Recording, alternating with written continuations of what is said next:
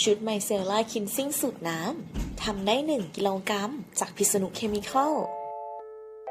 ทางร้านจะมีใบสูตรมาให้แบบนี้นะคะสามารถทำตามได้เลยส่วนเวอร์ชั่นภาษาอังกฤษสามารถสแกน QR Code ได้พาร์ท A ในใบสูตรคือตวงน้ำสะอาดให้ได้ปริมาณ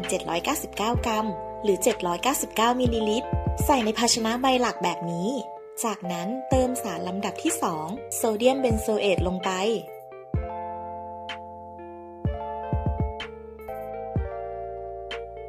กวนจนละลายจะได้สารละลายใสแบบนี้ค่ะเติมพาร์ท B และพาร์ท C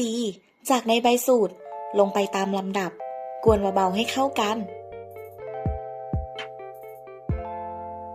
กวนไปเรื่อยๆจะมีความหนืดเล็กน้อยประมาณนี้ค่ะแค่นี้ก็เสร็จแล้วสามารถบรรจุใส่บรรจุภัณฑ์ได้เลยมาค่ะจะเชิญมาดูผลลัพธ์